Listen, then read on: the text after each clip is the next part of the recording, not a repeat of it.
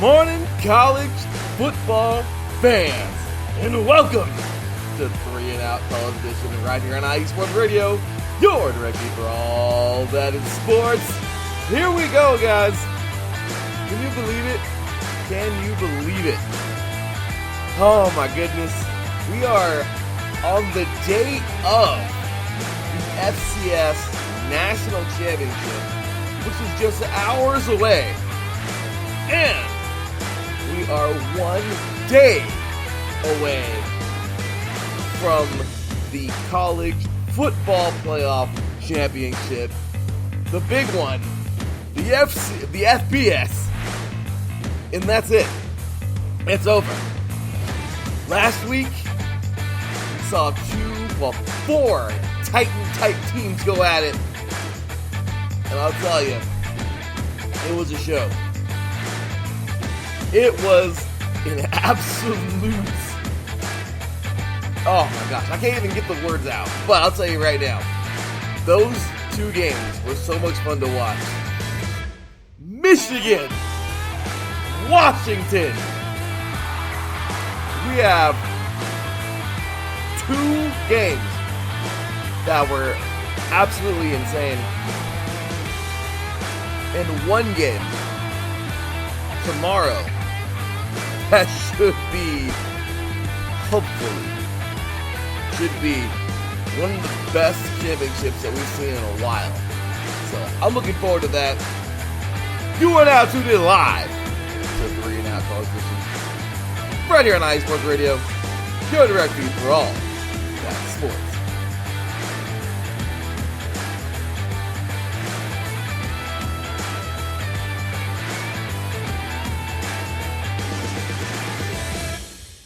Welcome, college football fans. What's going on, y'all? Here on a Sunday. Yeah, I know, it's a Sunday. My apologies, it's a Sunday. Yesterday was just not working for me. But today is, and I'm really glad my boy, Teran Rodriguez, man, could make it today. Today shouldn't be the longest show, but it should definitely be a fun show. So, with that said, of course, welcoming the host of Set Point, our volleyball show here on IE Sports Radio. Also, welcoming the host of the SoCal Spring Sports Show, covering all things SoCal here on IE Sports Radio.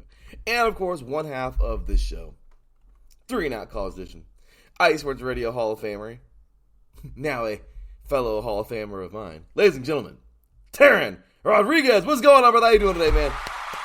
Hey, Larry. Great to be here on this Sunday. Going to be talking some college football with you, and I'm excited.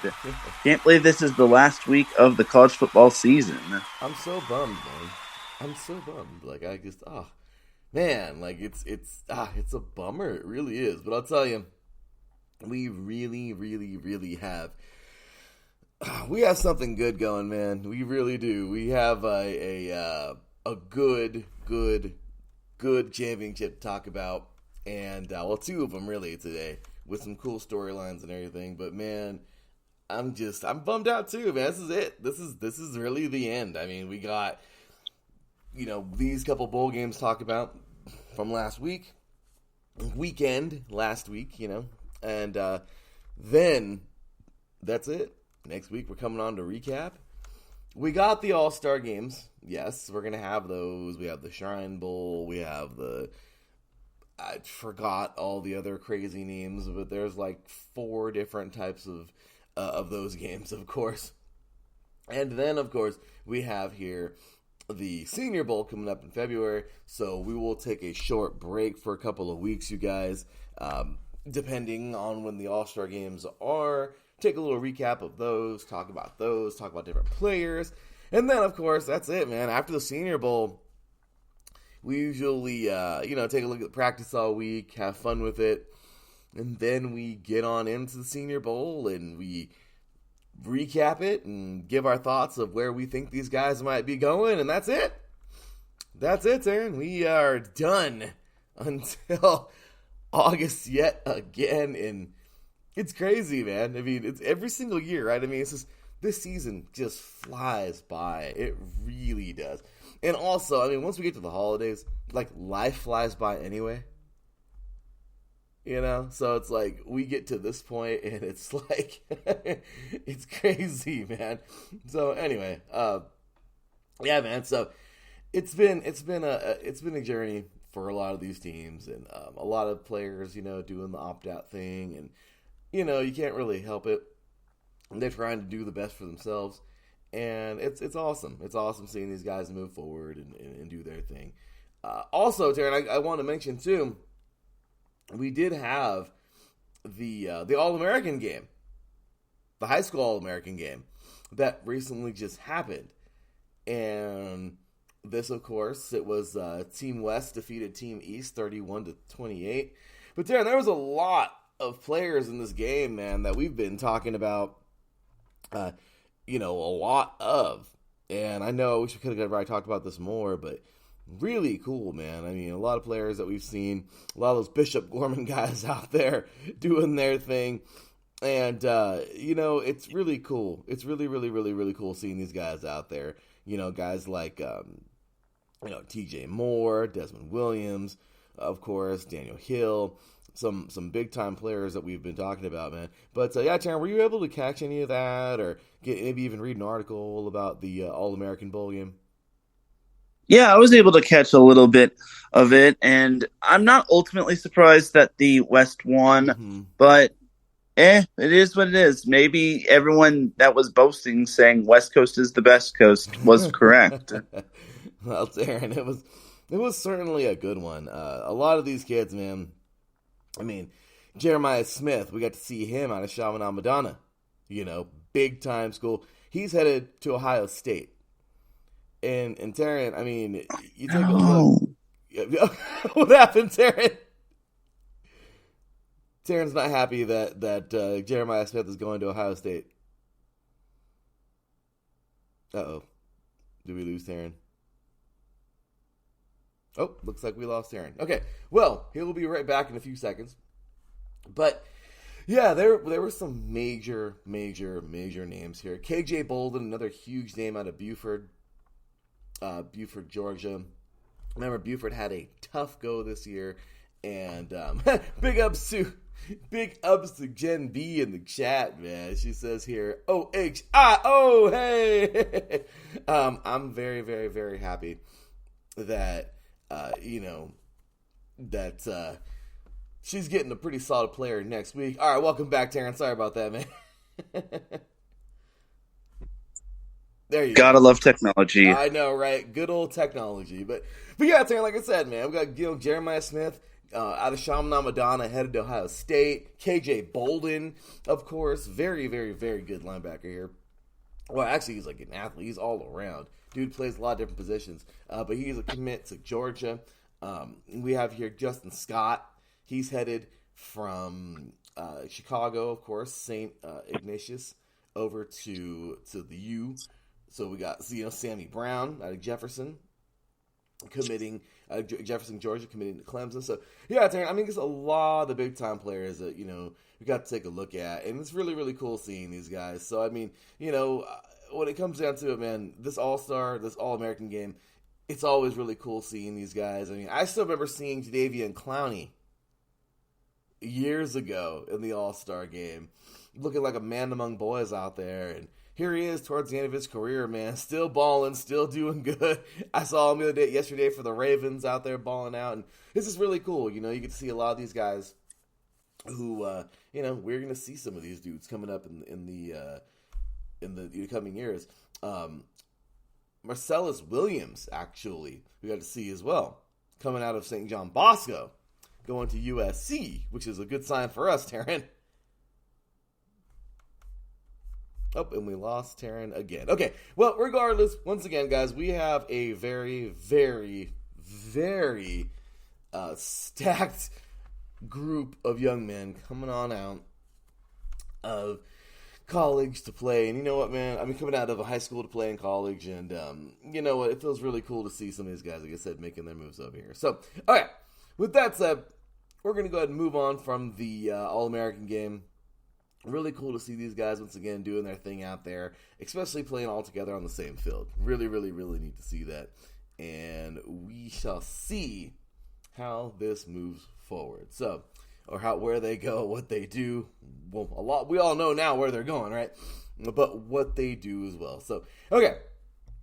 So we're going to jump on over now to Saturday, last week, of course. And, Teran's back yet again. What's going on, Teran? Hey, Larry.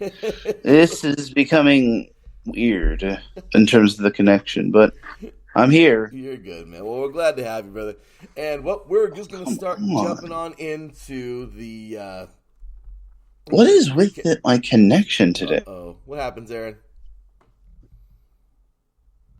Oh, and we lost Teran again. All right. Well, this might just be a solo show, which is fine with me. Poor Teran, man. Sometimes things happen, guys. So let's go ahead and roll on into last week, because this was absolutely crazy. The Chick-fil-A Peach Bowl was something else. Seriously.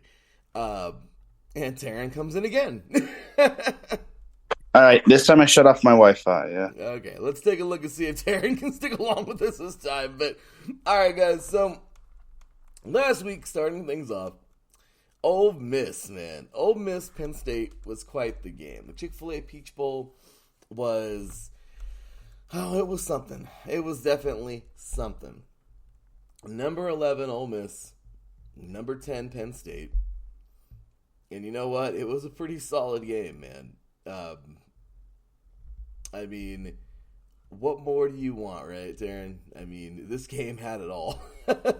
Ole Miss edged out Penn State 38-25. And this was a crazy game from the start. I loved it. It was pretty fun. Ole Miss gets out to an early lead, and well, not early actually, but they led at the half. So I led at the end of the first quarter, 10-3. At the half, actually, it was very close, neck and neck. Ole Miss leads by 3 points, 20-17. Then Ole Miss just kind of takes off in the third quarter, man. They get themselves 10 more points in the third, 31-17 at the end of the third. And then there we go, man. Fourth quarter, they trade touchdowns. Wasn't good enough for Penn State, but I'll tell you, man, Ole Miss makes it happen. 38-25. They get it done. Very good game here, man. This quarterback, Jackson Dart Jr., man, he balled out. 379 yards, 3 touchdowns. Judkins actually really did his thing. The sophomore running back, he passed century mark. 106 yards on 34 carries. I mean, even Preexton, screwed this guy's name up before, and I'm going to do it again, but Preexcorn, I believe. 10 receptions, 136 yards, 2 touchdowns. Ole Miss got down, man. Ole Miss got down. They got themselves a bowl victory. And good job for the Rebels, man.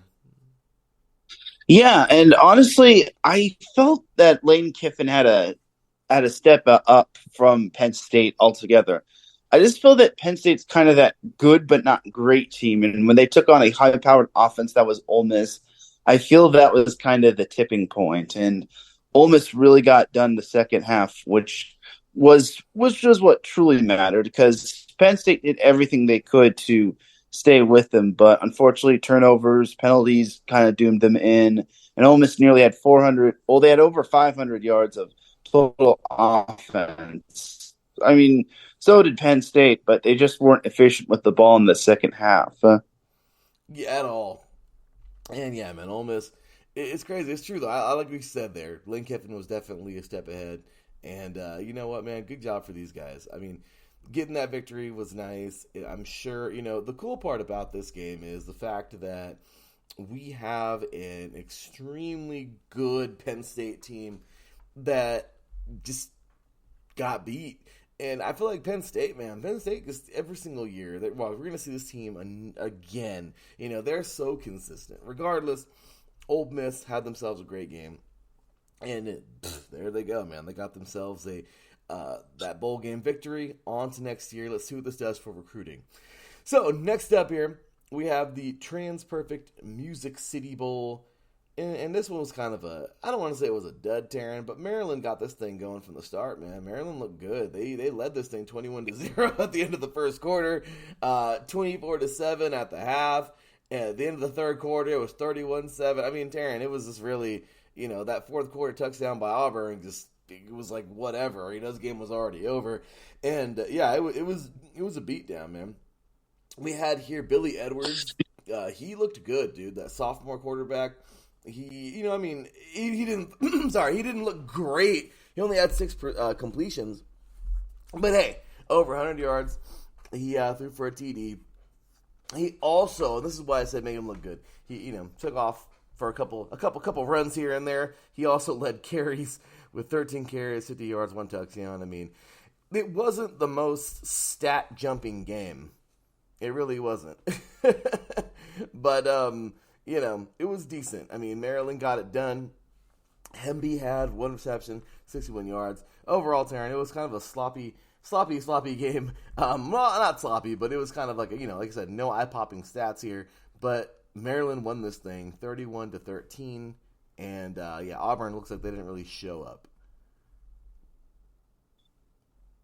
Yeah, Auburn's offense, it was efficient on paper, but when you look at the 4 turnovers that they had, it was just not great. It just had a major blemish on what was a solid game.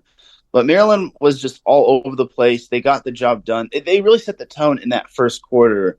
And even though they had a bunch of penalties, I really thought that Maryland was the better team in this game. They had the upper hand for the most part. No, they did. They were definitely the better team all day long. Big ups to Ralph Calise, fellow Hall of Famer, now in the chat room here. And he's saying good morning to us, and also the host of the Yinzer Report, our Pittsburgh show. Jen B still in the chat room, the host of the Show of the Land, our Cleveland show here on IA Sports Radio. So got to show some love to these guys here. I'm off to the guy and gal, gal and guy. So, okay. But yeah, Teran, overall, that game last week was kind of, it was a low light of the bowl games of last weekend because it was just a very one-sided deal. And then, Teran, I think the lowest light of the entire bowl season, man. A New Year's 6 bowl game. And Teran, this game sucked, man. Some people said that college football got what it deserved this day. Some people said that, the X world, if I guess, no longer the Twitter world, was just speaking out that day, man. As number 6 Georgia just obliterates number 5 Florida State. We get it. They don't have their starting quarterback. We get it. Everyone's freaking out because they weren't selected. We get it. Everyone is just, it's a story that I'm so glad that we're ending off this year with that 4-team playoff, and we are headed to the 12-team playoff next year because, well, the committee this year has definitely solidified that we need that, okay? But Georgia dominates Florida State 63-3. Teran, this game is suspect, man. This game is, I don't know. I haven't really read too much into it, but of course I watched all these games, and Teran, it's not even worth talking about the score, anything really. It's just 63-3. Teran, was Georgia really that much better? Did Florida State actually tank and just act like they didn't because of this whole deal?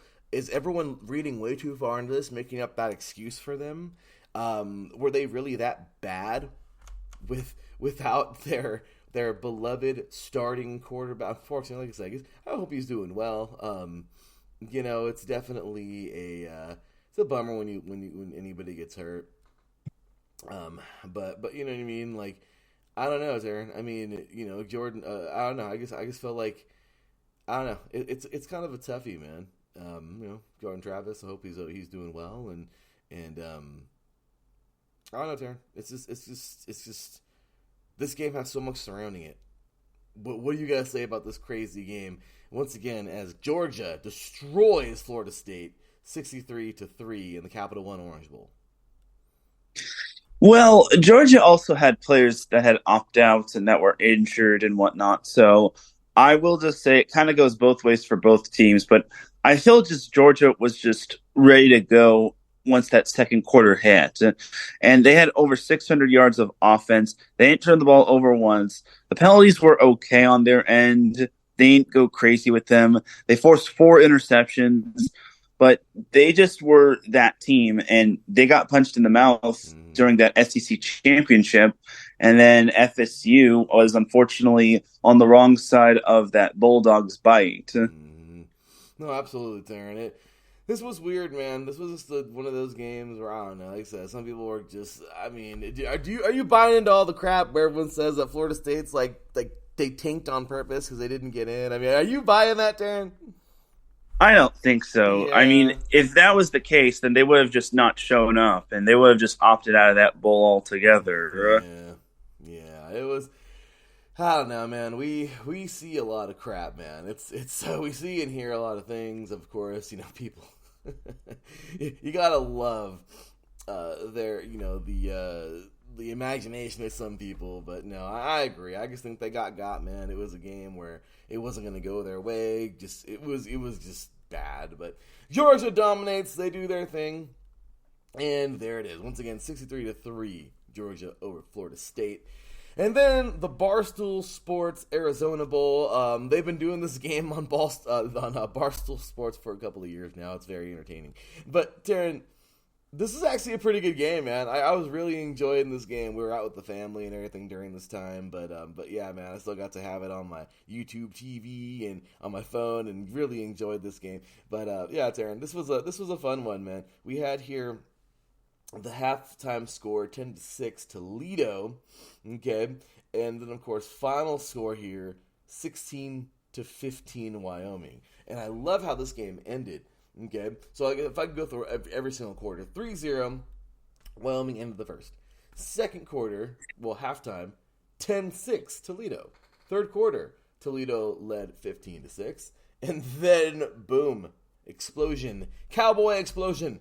Touchdown to field goal, win the dang thing. Okay, the field goal, really, John Hoyland, 24-yard field goal as time expired, and it's 16-15, man. What a freaking game this was. It was a weird game, dude. Nobody's stats jumped out. Gleason threw a pick. He had 184 yards, 14 for 34. Not the best day for him, but hey, I'm sorry, that was Toledo. Beasley, 168 yards, no touchdowns or anything like that, but 20 for 25, pretty good. Whaley, 18 carries for 91 yards, and Weiland had 15 receptions for 55 yards. I mean, overall, Teran, it was a funny game to watch because you didn't really know who was going to win this thing. I mean, for a while there, you might have thought, Toledo's going to run away with this thing. But, dude, Wyoming pulling it off, the Cowboys, man. Finished off the season 9-4, Toledo at 11-3, man. Pretty good game. Wyoming wins this thing on a last-second field goal. Yeah, and I thought that Wyoming dominated time of possession, and they were fairly efficient. I mean, this was one of those interesting games. It was kind of a defensive battle, if you ask me. So for Wyoming to pull out that big win is quite amazing, if you ask me. I really thought that this was one of those old school games, grinded out games where you're not going to be getting those big time splash plays. I mean, we did have one big splash play from Toledo, but that was pretty much it. The second half was just mainly just grinded out pound for pound football, which is what most true diehards like. Oh, that's the best way to go about it, man. So, once again, recap of last Saturday. Number 11, Ole Miss defeats number 10, Penn State, 38-15. Ole Miss will finish the season at 11-2. Penn State finishes at 10-3. Maryland, they basically dominated Auburn, even though the score doesn't look too dominating. It was domination. Maryland finished off the season, they win that game, 31-13. They finish at 8-5. Auburn finishes at 6-7. Georgia, of course, just completely dominates from start to finish. The Capital One Orange Bowl, number 6, Georgia, 63-3. They will finish at 13-1, and FSU will finish also at 13-1. And then once again, Wyoming winning on a last-second field goal in the Barstool Sports Arizona Bowl, and that would put a stamp on a 9-4 record for the Cowboys. And Toledo will fall to 11-3 to finish off the season. So, Teran, that was that, man. That was a Saturday, of course. Then we had NFL Sunday last week. It was pretty eventful. And then we got into this past week, man. Had 2 NFL games yesterday. Pretty good games. Had some things decided. Of course, congratulations to Ralph Kalisa's Steelers. And, of course, congratulations to our boy, man, J-Man's Texans. So, nothing going on yesterday. Teran, I still feel that the FCS Championship should not be on Sunday. Who's gonna watch that thing, man? Don't get me wrong. I'm gonna watch it. I'm sure if you can, you'll be watching it too, Teran. But it's on a Sunday where the NFL dominates. I don't understand why it should be on Saturday like yesterday, where it's on its own time. Whatever, but it's on today. We'll get to that, in a little bit. But then, of course, just like last week, the NFL, they gave it its day, and then they went on to Monday, New Year's Day. Teran, we rang in the new year, and, well, here we are, man, New Year's Day. And we had some pretty good ones, man. The Relic Quest Bowl, number 13, LSU defeats Wisconsin 35-31. Teran, this is awesome, man. This is absolutely awesome to see these two teams go back and forth. Teran, Wisconsin starts out with a bang, man. They led 14-0 at the end of the first quarter. Then it was a 21-14 game at the half, and Wisconsin led. Okay, yes, we thought LSU at this point in time was going to make it a game, but it looked like Wisconsin had the upper hand. But once again, it's a 2-half game. In the third quarter, Wisconsin still looked strong, man. They, got a touchdown. Then LSU really picked it up, scoring 2 of their own. And a field goal towards the end of the third quarter would put Wisconsin up 31-28. And then, Teran, all it took was one touchdown towards the end of the fourth quarter, putting LSU in front. And that's the last of it. 35-31. They get this victory, man. And it's awesome, man. LSU finishes the season at 10-3. And Wisconsin finishes the season at 7-6.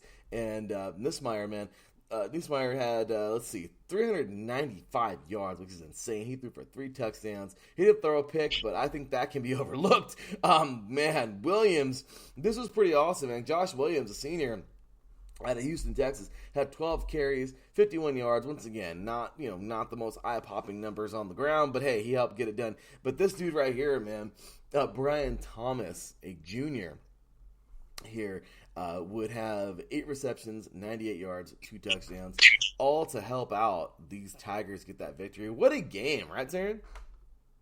Indeed it was. It was quite the tug of war, and unfortunately, we didn't get to see Jaden Daniels get revenge against Wisconsin after when he was at Arizona State. Wisconsin beat him, but LSU avenged him in his honor. And honestly, LSU might have found their new quarterback in Garrett Nussmeier. He's only a sophomore, and he could be the one for LSU. And it's quite amazing. And LSU didn't even have all of their big guys. They didn't have, I think his name is Gabe Neighbors, the top receiver that's being looked at in terms of a top 5 pick or maybe a top 10 pick. Yeah. But LSU just really was just strong and efficient in terms of the passing game. And this was just one of those games where even though Wisconsin had 2 receivers surpass 100 receiving yards, LSU just had a little bit more of a balanced attack. And that's kind of what's going to help you win these games. No, 100%, Darren. And it was really, the cool part about this game was the fact that you had 2 teams that literally fought till the end, man. Because both these defenses, it was a good exchange. It was a very good game. You're right, Nussmeier, man. This kid, he looks poised. He looks good. This was just a good football game, Teran. I'm glad we got to see this. This was a good game on this day because the game that started about an hour after this, the Verbo Fiesta Bowl, was a freaking toilet bowl. This game sucked. I mean, Teran, the only way I can explain this game is it was like eating the Fiesta box at Taco Bell and having too much hot sauce and then going running to the toilet to its own type of bowl. Okay, that's the only kind of fiesta that was happening that day, was a burning butt. I mean, dude, seriously, man, this game was horrible. It was absolutely terrible. Like, I feel bad, man. Liberty, I wanted them to come and improve something, to play. I mean, this game sucked. Oh my gosh, especially because Liberty scored first. Like, they scored in there. I think it was their first drive of the game, right, Teran? I mean, they scored. They freaking got out. They balled. But it sucks because it all ended. The crappy part about this game is it started going downhill for Liberty immediately after the touchdown was scored, because they didn't even get the freaking extra point. The missed extra point, and that was it, dude. They gave Oregon the ball, and Oregon never looked back. And by the way, that defense was like, oh yeah, we'll make a few adjustments. Sorry about that. Whoops.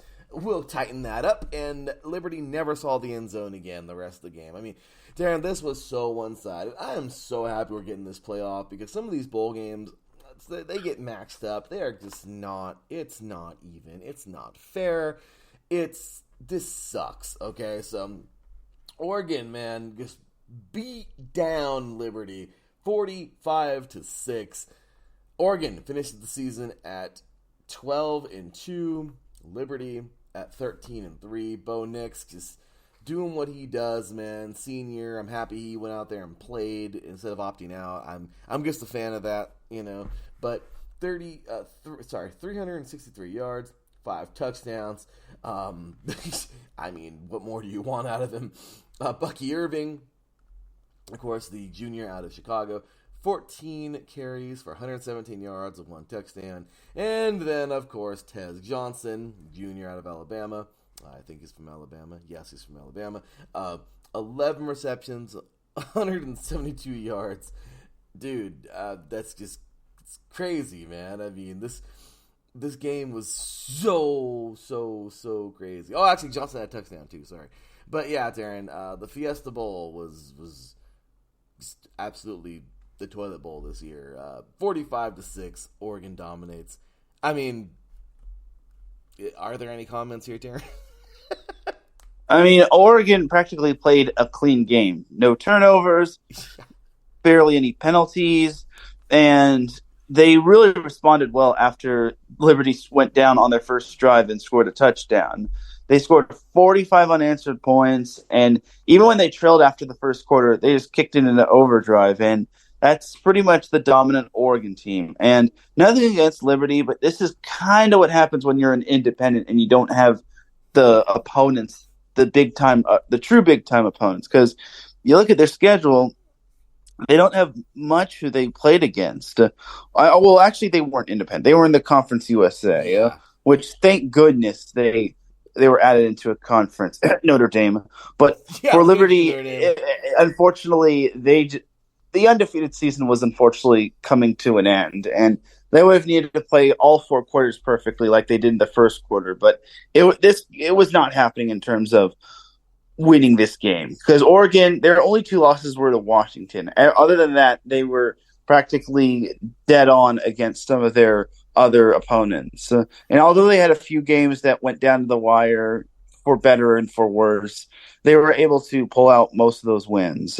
Yeah, Darren, it was a game, man. You know, the crazy thing about this game is the fact that there was, like,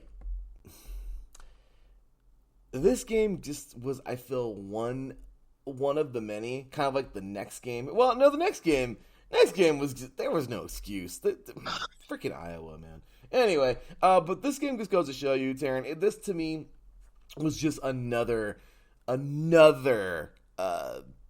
nail in the coffin for this 4-team playoff crap. Because, dude, Liberty had no business playing Oregon. Oregon needed to be in the... If this was a 12-team playoff last year or this year, they would be in. You know what I mean, Darren? Like, Teran would have been playing somebody big. Liberty probably would have played somebody more fit for them. I mean, this game didn't need to happen. Right? Yep. It's ridiculous, man. So, this next game, Iowa just continues to show... I don't get it, dude. I don't understand. Iowa gives me headaches. I don't understand. they look like a good football team every year. They do. They finish 10-4. They look decent. And then they get to a bowl game, or they go somewhere. I mean, I was there, a few years back when they destroyed USC in that bowl game in the Holiday Bowl. Remember that, Teran? It's like 4 or 5 years ago. But Iowa looks good every now and then.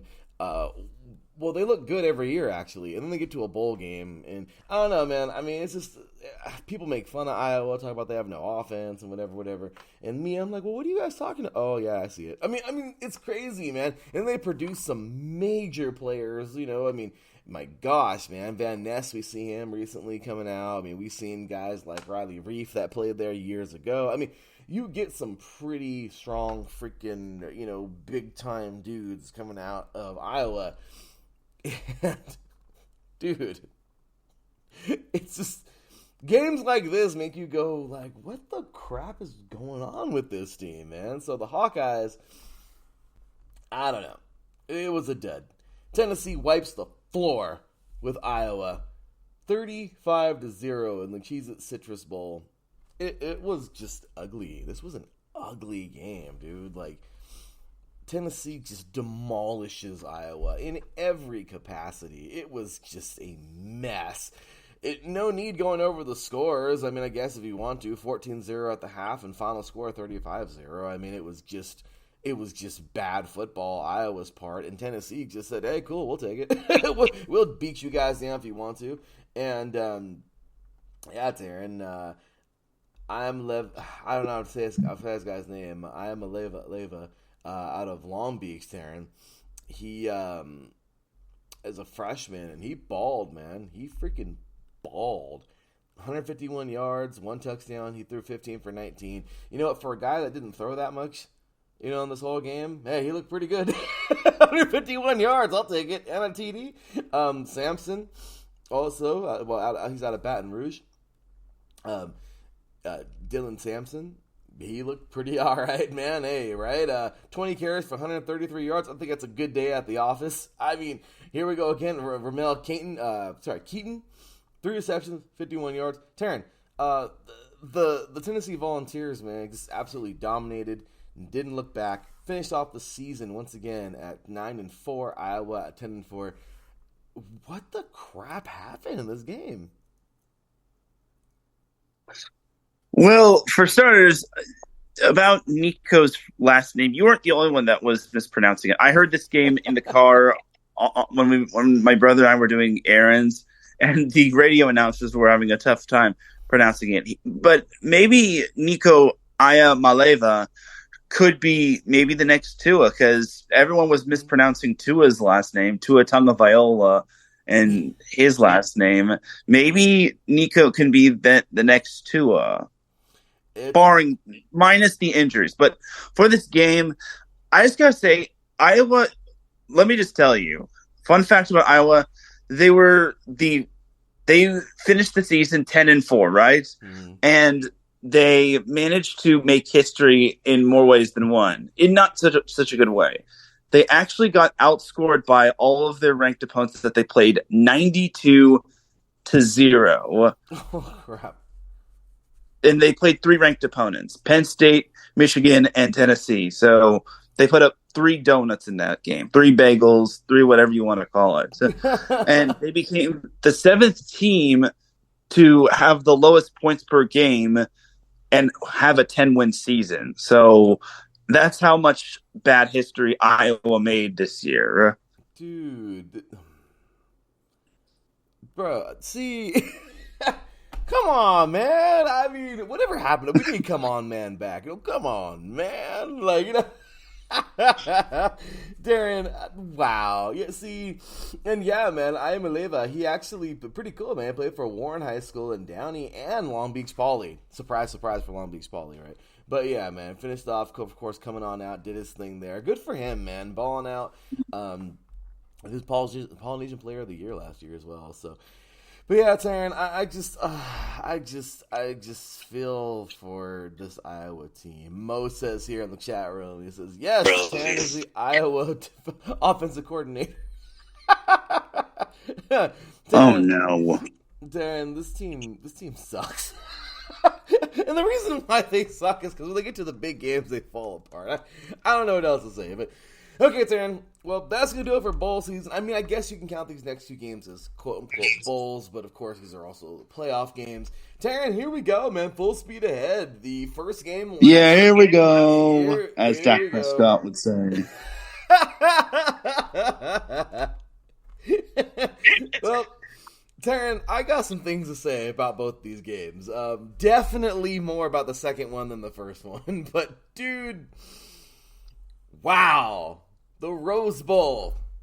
This happens here in our neck of the woods. I know you're in Texas right now, but this happens in our neck of the woods usually, right here in SoCal.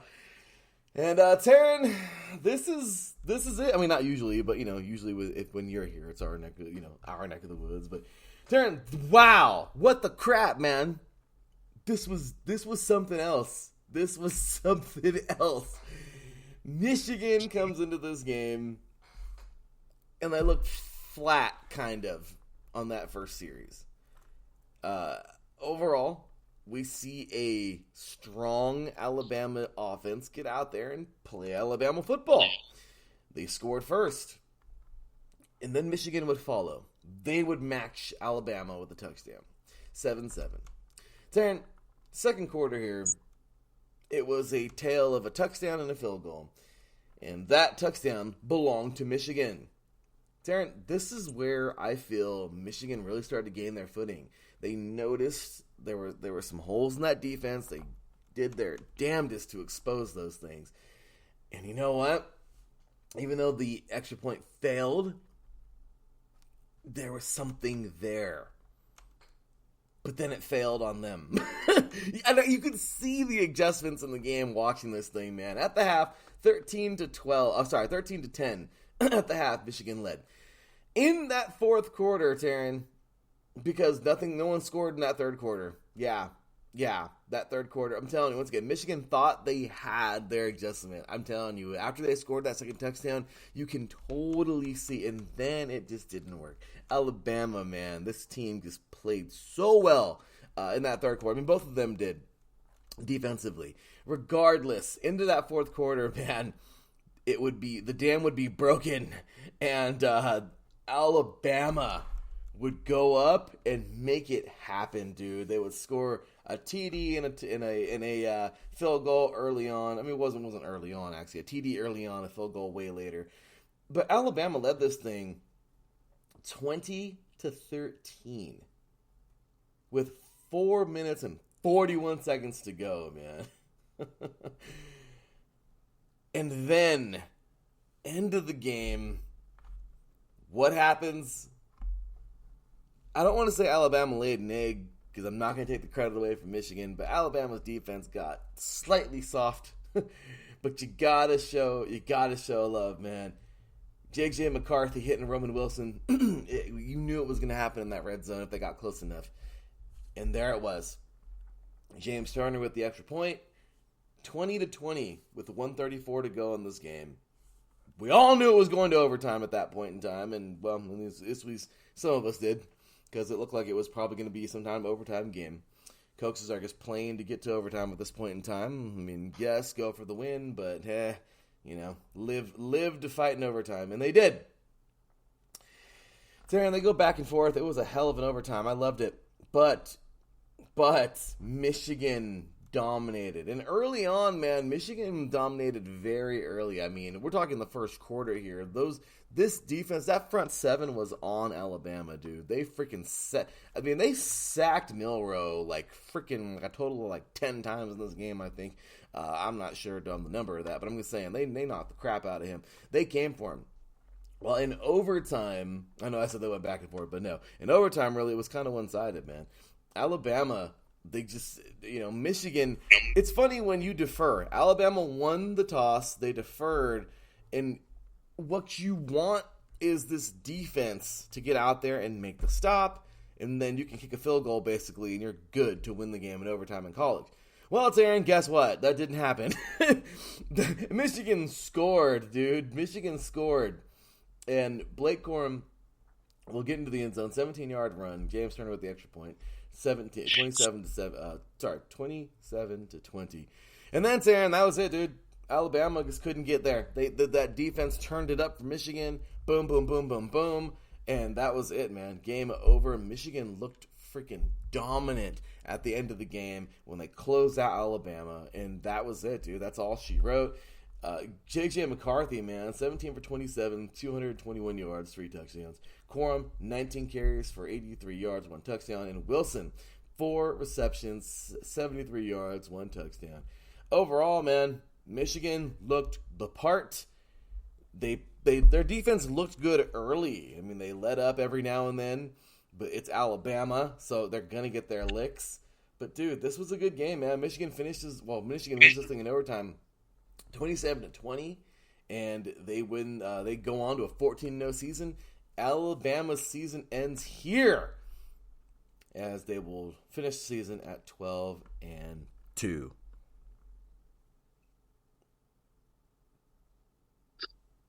So that Michigan win managed to give them their 14th win, right? Right. And basically, that's now a new school record for the Wolverines. And good for them. They proved both of us wrong. And I will just say, this was a beautiful yet ugly game. There was just sloppiness all over the place. There were botched flea flickers. And there was nearly a safety that could have cost Michigan the game because on the punt from Alabama, it went off of the Michigan player, and then the Michigan player was fortunate enough to corral the ball at the 1 before getting tackled into the end zone, which that basically would have meant a safety. So Michigan was able to get out of that little hole and eventually get some breathing room and force overtime. And I was very surprised that Alabama was not able to get the stop because you would think their defense was fairly elite, especially since they were chosen to make it into the college football playoff. But unfortunately, it just wasn't meant to be. But the Rose Bowl never disappoints. The Rose Bowl is always an instant classic. It's always a thriller. And while this game had ugliness all over the place, Michigan and Alabama did not disappoint, and the Rose Bowl never disappoints. And a word to the wise, the Rose Bowl games should be at the Rose Bowl. We're not moving the Rose Bowl to SoFi Stadium. No, we're keeping the Rose Bowl at the Rose Bowl. Thank you. The Rose Bowl. I mean, come on, man. That's the freaking name of it. I mean, you're absolutely right, man. We need to keep that thing there. I'm totally with you. If you're concerned about traffic, leave 5 hours in advance. Please. I mean, seriously, traffic's no better at SoFi. I mean, that's right there in Inglewood, man. I mean, come exactly, on. And as well as parking. Oh yeah, that's crazy, man. Yeah, when people start talking about that? Well, Stephen A. Smith was complaining about traffic. He's like, we should move the Rose Bowl to SoFi Stadium, or I should at least come in a private jet to the game. It's like, well, then you might want to just invest in a jet, or you might want to leave extremely early if you're that concerned about traffic. The All-State Sugar Bowl, Teran, was a good game. The All-State Sugar Bowl was definitely a good football game that I was so excited for, because after the Rose Bowl, man, I was all pumped up. Oh, man, I was loving it. This game, of course, supposed to start at 5:45 Pacific, 8:45 Eastern, and guess what? It got got pushed back just a little bit because of the overtime of the Rose Bowl.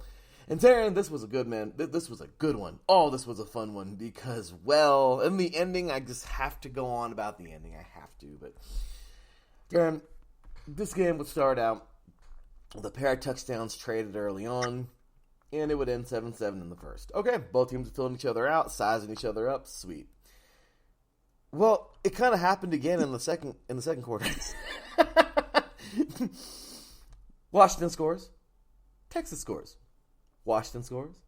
Texas scores. This thing's 21-all at the half. This is awesome. This is awesome. You didn't know what you were going to get in that second half. I really thought we were going to get more of the same. I seriously thought we were going to come out and these guys were just going to punch it out until that last possession. I really did.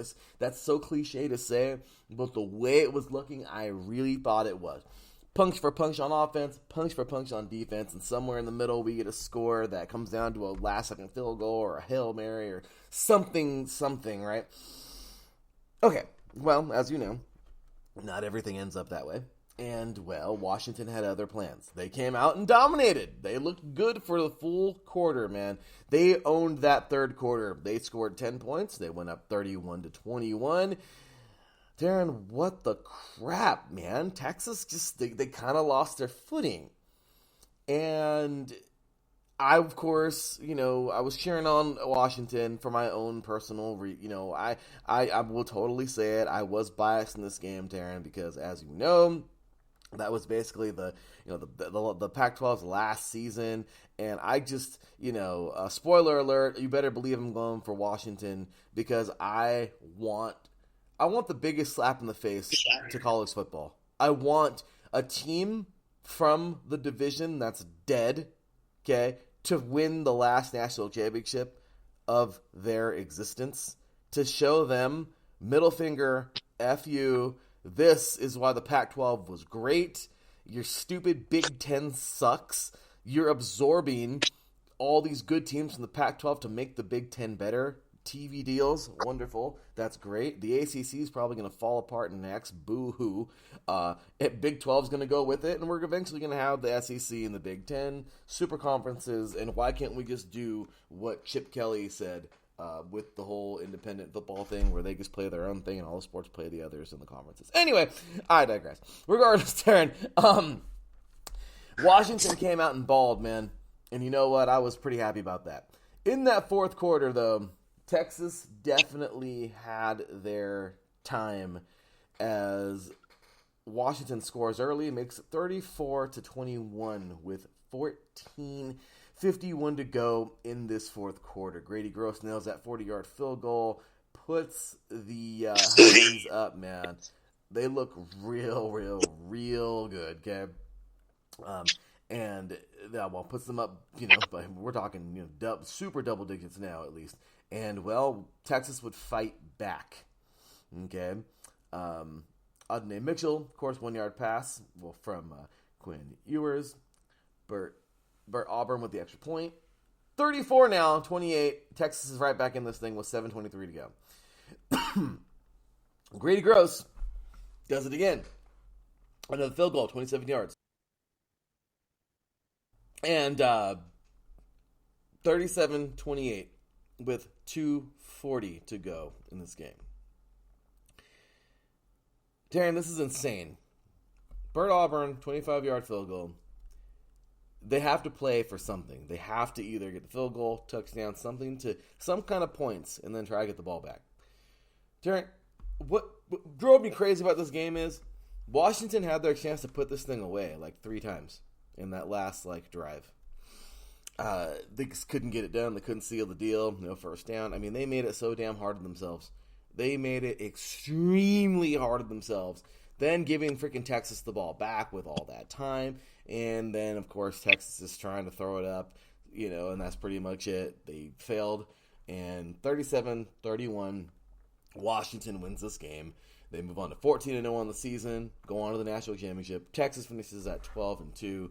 And Michael Penix Jr. looked every bit like him, like what he looks like usually. I mean, 29 for 38, amazing. 430 freaking yards, 2 touchdowns, amazing job for him. Dylan Johnson, he looked okay. I mean, he got 2 TDs, definitely not the most yards, 49 yards on 21 carries. But hey, he got in the end zone when he was needed most.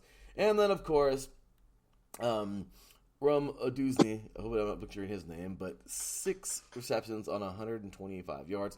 That's insane because that just means he got a bunch of huge catches, and it was just awesome all around. Overall, man, good game for these guys. The Huskies move on. Teran, what about this Sugar Bowl? Well, I basically said on my personal X account that we were going to be in for a great game between Texas and Washington, and these two did not disappoint.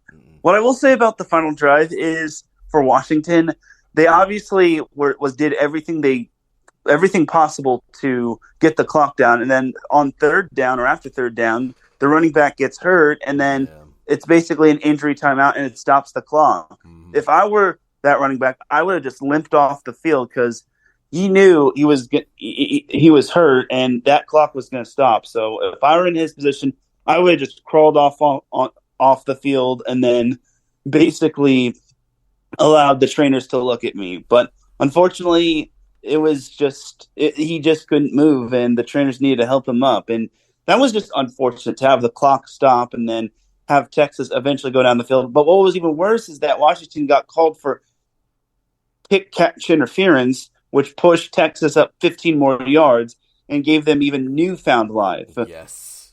So the fact that there was a little bit of sloppiness toward the end of the game was just baffling in my opinion. But Washington was able to hold their own and hold on for the win. Both these quarterbacks played amazing, and I will just say, you can make the argument that Michael Penix Jr.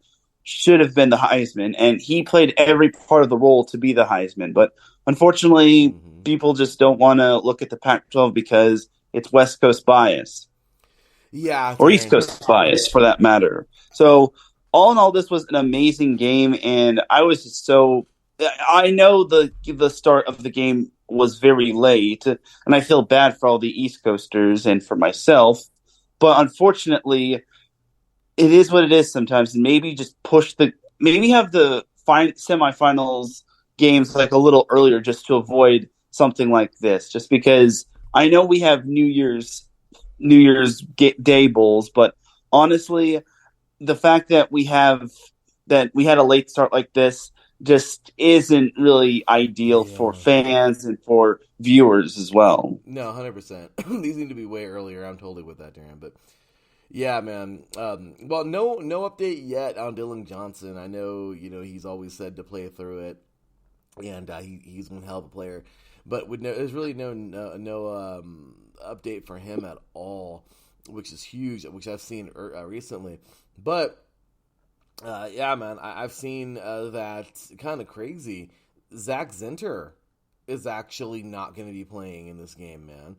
Unfortunately, he's, of course, he's going to be out, man. I mean, he had a bad injury this year. He's out for this game for Michigan. I mean, dude, it's crazy, man. There are some players that are definitely, not going to be in this game, and it's rough, man. It's really, really rough to know, like, man, like, it's so tough when you look at these teams and you're like, okay, well, hey, let's hope the best of the best is out there, and these injuries, well, they're a real thing, and it's just the nature of the game. But Teran, here we go, man. We got a good football game coming up tomorrow night, and I'm really looking forward to talk about it. But there is one little tiny game coming up in just about 2.5 hours, Teran. And I think we got to get to that one first before we get to tomorrow night's game. The FCS National Championship, Darren. We played today. Sorry about that. But here we go, man. Last year, South Dakota State finally stepped out of the shadows of North Dakota State. They got the victory. They looked good. Darren, it feels good to see new life in this, in the FCS. And I really love the fact that South Dakota State, they did their thing. They made it happen. It was a really, really, really good game last year. And, seeing this team play so well, they did. They beat North Dakota State last year. And this year, North Dakota State kind of went into a downward spiral, man. I mean, gosh dang it, they won, 2011, they won 2012, they won 2013, they won 14, they won 15. James Madison would upset them in 16. That was pretty crazy. But then they won 17, they won 18, they won 19. Not 20, but they won 21. Tearing, that terror of North Dakota State would just go on. But last year, North Dakota State would meet South Dakota State. And this, by the way, some of those championship games were won by South Dakota State. Some of them were won by those guys.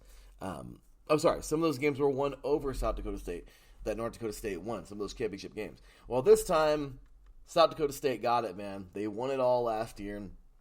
The 2022, I guess you could say 2023 champions. And Teran, it was a great game, dude. It was a great game. It was just good overall. This time, it didn't really send these guys, but North Dakota State went to a downward spiral this year for some of the season, but they still fought enough to get into the playoffs.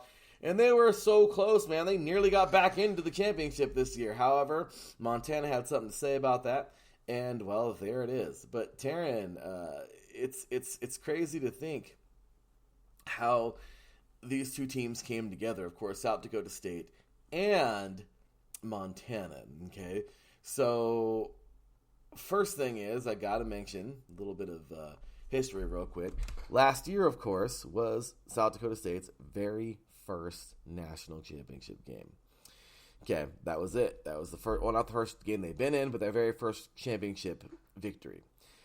Montana, believe it or not, Teran, this is their third time.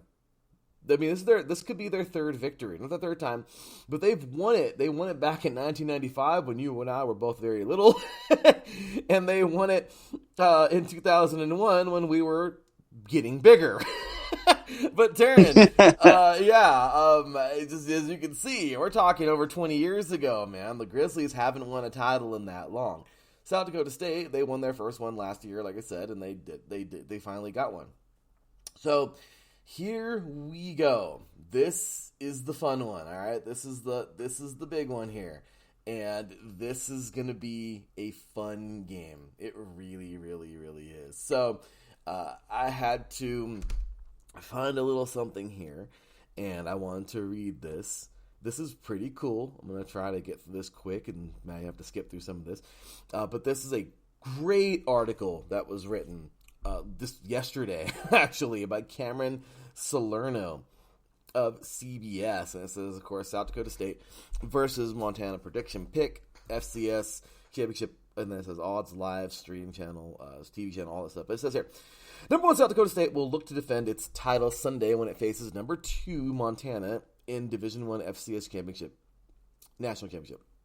For those seeking any last college bid, okay, so it says here, the Jackrabbits knocked off rival North Dakota State last season to capture their first national championship in program history and can take the next step towards creating the next FCF dynasty with a win this weekend. The road back to the title game has been smooth sailing. The Jackrabbits outscored their previous 3 opponents in the FCS playoffs 123 to 12, Teran.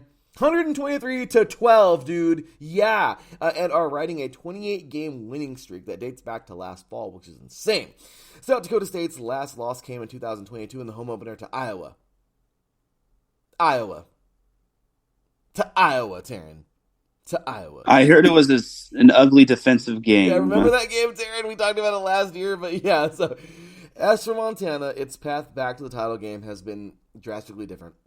The Grizzlies knocked off Furman in overtime, and Furman this year was a sneaky good team, man. They were pretty good in the quarterfinals, though, and used a 31-29 double overtime win over North Dakota State in the following round, which was crazy, to advance their 8th national championship appearance in program history. Montana is seeking its 3rd FCS title overall and the first since 2001. Teran, that is insane. I mean, that's crazy to think, man. Both of these teams have such a good feel, man. I mean, I love what we have here going into this game. It is a lot of fun to get into, and I don't know. I love what we got, man. I love this game. It seems like we have a very, very, very, very good game ahead of us. And what do you do, man? You know, what do? You pick the team you think is going to win. The problem is, Teran, is I don't really know who's going to win. You got to see these really cool things here. Okay, and we gotta read these two real quick. And it says these are the things that needs to know from this article by Salerno. So it says South Dakota versus Montana State needs to know, and it says Jackrabbits eye potential dynasty. South Dakota State has been in the shadows of rival North Dakota State for the past decade. The Bison have won 9 FCS titles since 2011, but with the coach Matt Entz departing for a job at USC, which is crazy, the door will be open for the Jackrabbits to build a dynasty of their own. It says here, South Dakota State hasn't lost an FCS opponent, or lost to an FCS opponent, since the fall of Montana State. Okay, which is crazy. Or to Montana State. In the FCS semifinals in 2001, nor shown, or 2021, nor shown signs of slowing down since. A win over Montana would make it back-to-back championships and shift all momentum going forward in favor of SDSU. Crazy, right? I mean, did you know about that hire from USC, that possible hire?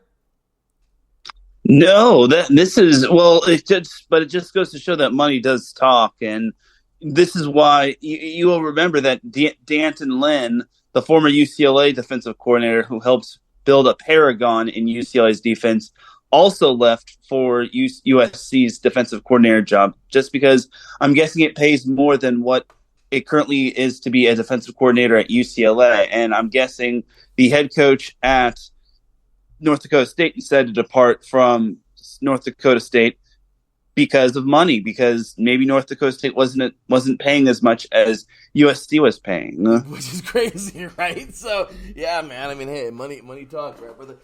So it says here, Montana's long journey back to the title contender. One of the most successful programs in the FCS is back in the title game after 14 years. Crazy, right? A 14-year absence.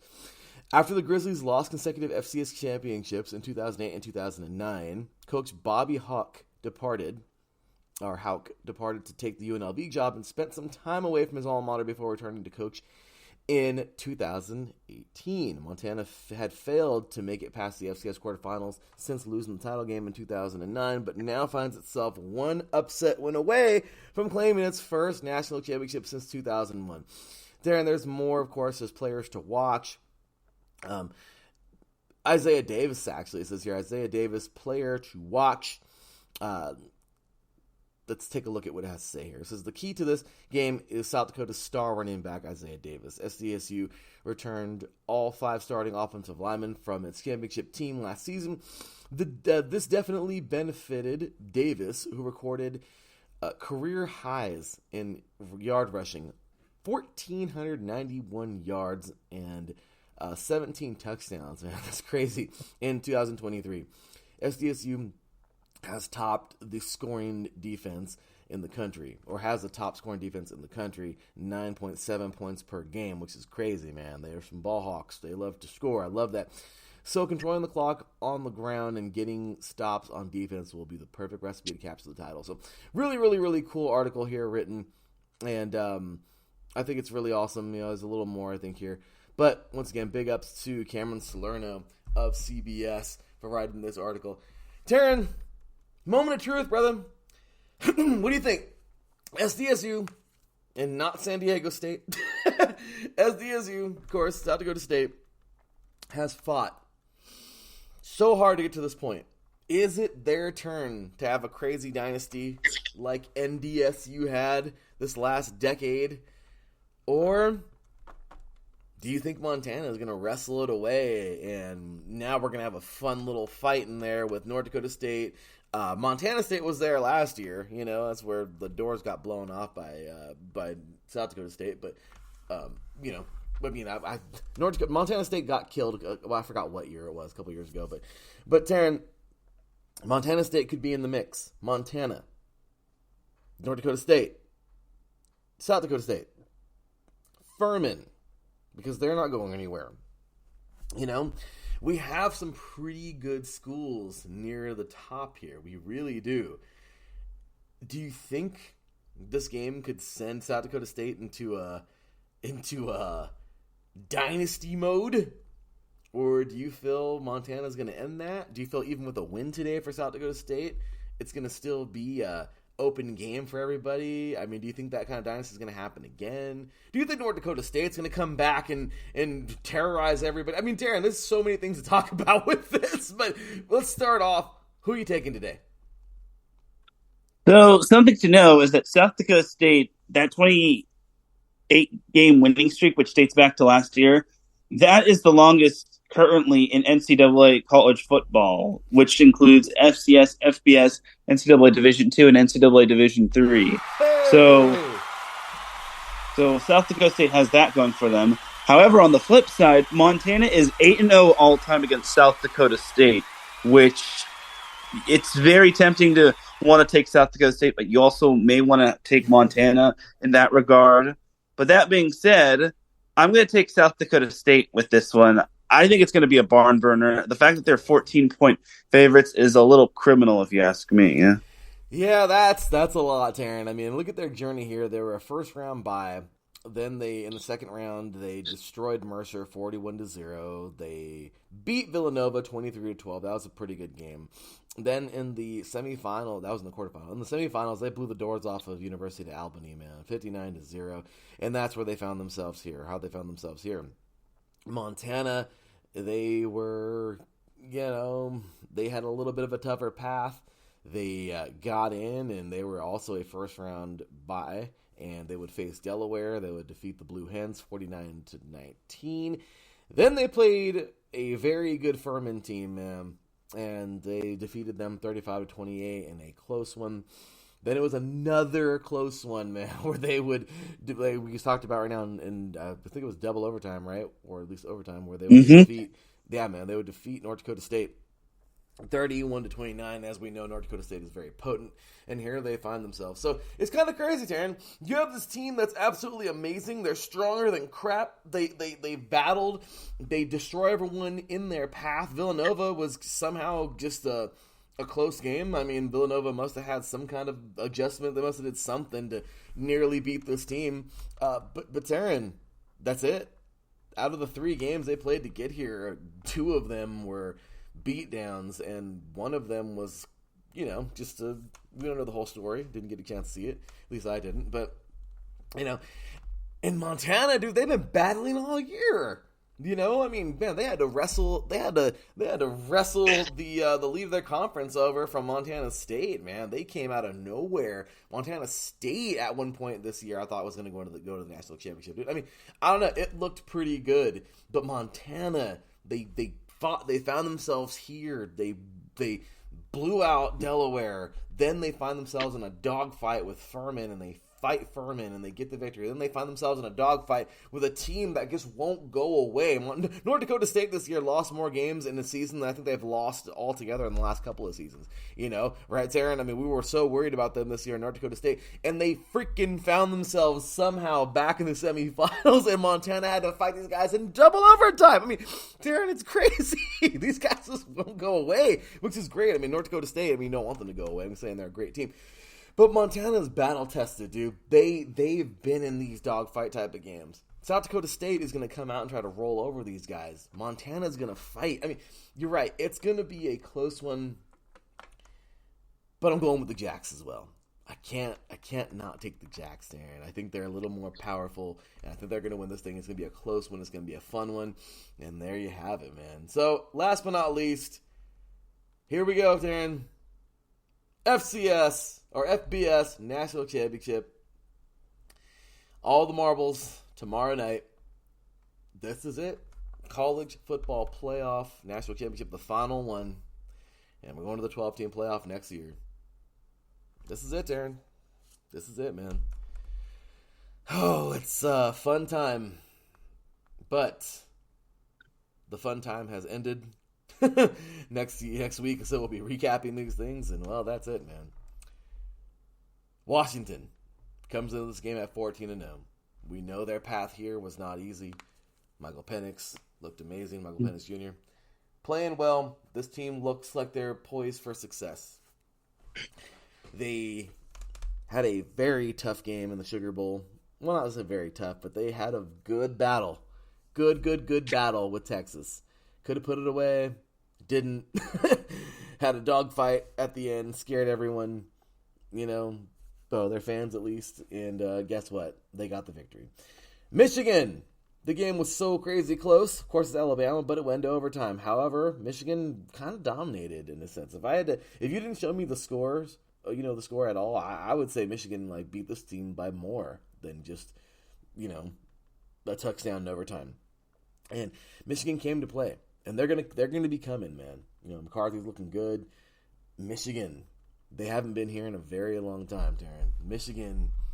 Michigan has, I mean, so much to look at with this game because, I mean, you know, they're usually playing, you know, at least in the last 2 decades, they're usually playing little brother to Ohio State, you know, and here they are now in the national championship, and I mean, wow, you know, it's pretty cool to see them up here, but we also got another team, like I said, who is also pretty cool to see them up here as well, you know, so it's going to be a fun game. I'm looking forward to it, and I don't know, man. It's something that we have to take a look at and say, okay, an era is ending. An era is ending. Another one. We saw the BCS end. Now we've seen the college football playoff come to an end. And I will, of course, get another read here. That's what I put up yesterday as well. And I'll make this one brief, but it's by Shehan Jeyaraja. Wow. Oh, wow. Jeyaraja. That is Jeyarajah. So I'm not going to read the whole thing here, but this little interesting tidbit. It's a great article. Please make sure to check it out on CBS Sports. It says number 2 Washington is set to play its first national championship in program history against number 1 Michigan on Monday night. First time they've ever been there, Teran. The Huskies missed a bowl game and went 4-8 2 years ago, but have been unstoppable since hiring coach Kalen DeBoer. Okay, Washington is 25-2 under DeBoer's watch, including a perfect 14-0 in 2023. Still, Vegas considers the Huskies 4.5 point underdogs heading into the matchup. The Huskies entered the year outside of the AP top 10, but survived one of the toughest schedules in the country to reach the final stage. Washington now has 3 wins over top 10 teams after beating number 3 Texas 37-31 in the Sugar Bowl, while DeBoer earned several national awards for its success. However, Michigan presents a unique challenge. Washington and Michigan feature a stylistic clash unlike many in recent memory.